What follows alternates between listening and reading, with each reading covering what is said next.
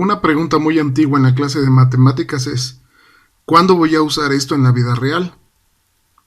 A diferencia de la aritmética básica o las finanzas, el cálculo puede no tener aplicaciones obvias que nos demos cuenta en la vida cotidiana, pero sin embargo las personas se benefician de estas aplicaciones del cálculo, y es todos los días. Son los algoritmos informáticos que pueden modelar la propagación de las enfermedades, por ejemplo.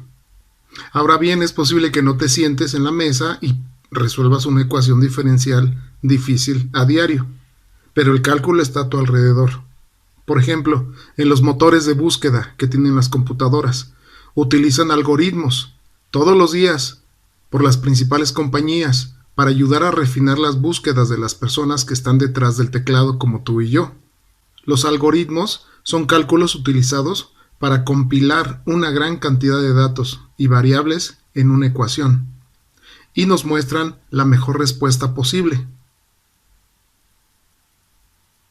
Estos algoritmos son los que hacen que los motores de búsqueda sean muy expertos y encuentren rápidamente la mejor respuesta posible. Toman en cuenta la ubicación geográfica del usuario, quiere decir en qué parte del planeta te encuentras, el historial de la web y la utilidad de otros usuarios que han encontrado páginas web muy similares a la que estás buscando, para crear un resultado de búsqueda adecuado.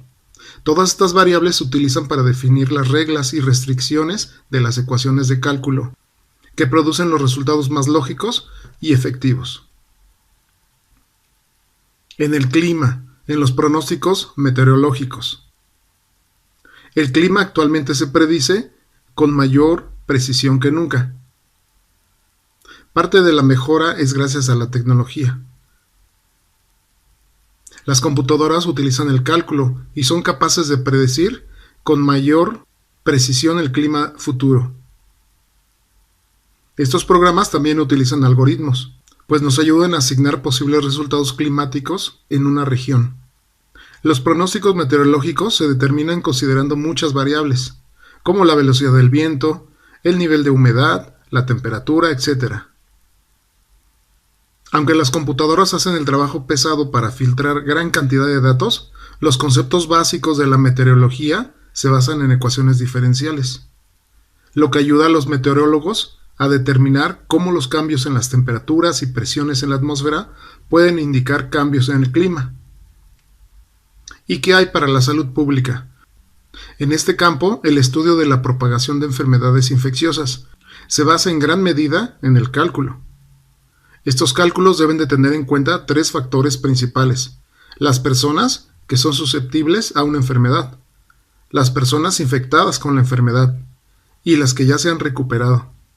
Con estas tres variables, el cálculo se puede usar para determinar qué tan lejos y a qué velocidad se está propagando esta enfermedad, dónde se originó y cómo tratarla mejor.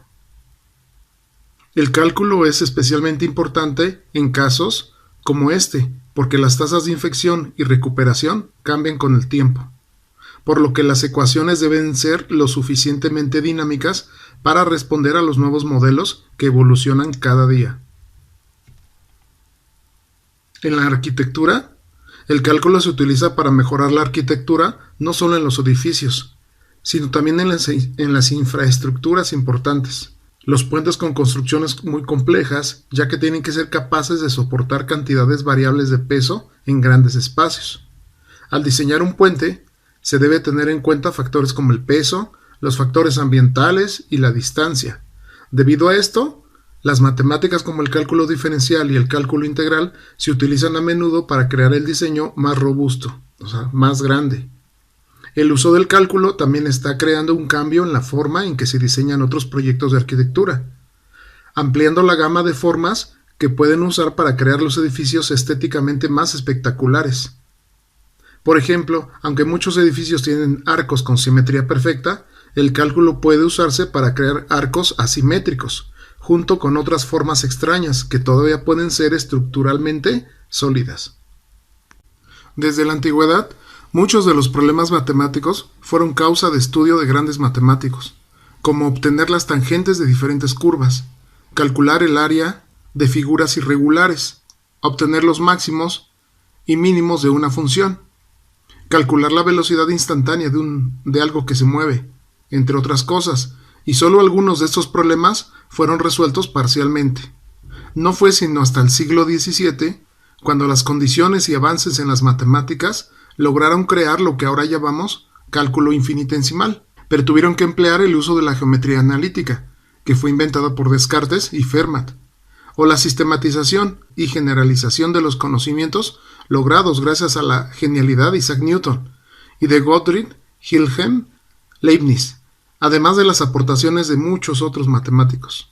Y pues bueno, la palabra cálculo proviene del latín calculus, que significa contar con piedras. Precisamente desde que el hombre ve la necesidad de contar, comienza la historia del cálculo, o de las matemáticas. Las matemáticas son una de las ciencias más antiguas y más útiles. El concepto de matemáticas se comenzó a formar desde que el hombre vio la necesidad de contar objetos. Esta necesidad lo llevó a la creación de sistemas de numeración, que inicialmente se componían con la utilización de los dedos, piernas o piedras.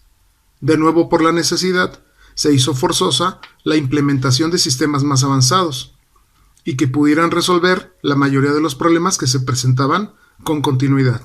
Pero, ¿quién descubrió el cálculo? La costumbre de Newton de no publicar inmediatamente sus trabajos le causó más de un problema en torno a la prioridad de algún descubrimiento, pero la disputa más famosa la sostuvo con Leibniz. Este personaje publicó un trabajo matemático en la revista Acta Eruditorum, en el que se anunciaba un nuevo método para los máximos y los mínimos y las tangentes, que no es obstaculizado por las cantidades fraccionarias ni irracionales, así como un notable tipo de cálculo para esto, es decir, un trabajo acerca de lo que hoy conocemos con el nombre de cálculo diferencial. 2 años después publicó en esa misma revista las bases de lo que conocemos hoy como cálculo integral. Aunque Leibniz fue el primero en publicar un trabajo sobre cálculo, quien primero desarrolló estos temas fue Isaac Newton, durante los años 1664 a 1666. Por entonces Newton era estudiante de la Trinity College de Cambridge e inventó lo que él llamó las fluxiones, que no eran otra cosa que un conjunto de reglas con las que también podía calcular máximos y mínimos y tangentes, sin que las cantidades fraccionarias o irracionales supusieran ningún obstáculo. En 1669, cuando Newton contaba con 27 años, ya ocupaba una cátedra de matemáticas en Cambridge. Pero cuando realmente salió a la cumbre de la fama fue en 1687, año en que publicó su libro Principia Mathematica, obra que, según algunos, es el mayor libro científico jamás escrito. En ella explicaba las leyes que rigen el universo y deducía matemáticamente desde los flujos de las mareas hasta las órbitas de los planetas. Con esta obra, Newton se convirtió en el símbolo vivo de la nueva ciencia y en un semidios de los ámbitos científicos. A partir de ahí, lo hicieron diputado, director de la Real Casa de la Moneda y presidente de la Royal Society, organismo inglés integrado por los más prestigiosos científicos. Actualmente toda la comunidad científica otorga a ambos el honor de haber descubierto el cálculo. Sin embargo, en la actualidad se siguen las notaciones que usaba Leibniz para simbolizar diferenciales e integrales. Algunas otras aplicaciones del cálculo tienen que ver con aspectos de la vida cotidiana. ¿Te has preguntado cómo se puede planear la economía de un país en los próximos 10 años? ¿Cómo se puede conocer la variación de la cantidad de bacterias a las que se les aplicó un antibiótico? ¿Cómo podemos prever los gastos en materiales y producción para una empresa? Son ejemplos claros de los límites del álgebra. Por eso se desarrolló el cálculo. Y también lo aplicamos en las ciencias sociales. También lo aplicamos en la economía. Máquinas eléctricas y electrónicas se comportan como lo hacen, porque hay circuitos que los gobiernan y estos circuitos se rigen por las leyes del cálculo. En biología, el cálculo se usa para predecir las variaciones de población de una especie, por lo que se puede prever su extinción. Los motores eléctricos son cada vez más eficientes, gracias al diseño de sus campos eléctricos, mismos que se moldean gracias a las funciones de cálculo integral. Los países pueden prever su situación económica a futuro gracias a funciones de cálculo diferencial. La civilización entonces no sería la misma sin esta herramienta.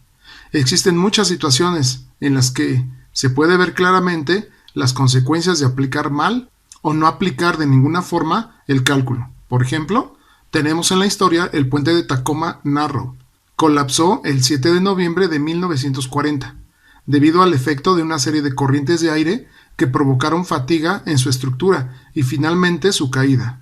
Sus diseñadores no tomaron en cuenta el efecto del viento sobre el puente. Estos efectos se miden gracias al cálculo de velocidades instantáneas y campos vectoriales de fuerzas. El cálculo vectorial es otra rama del cálculo que verás en la universidad.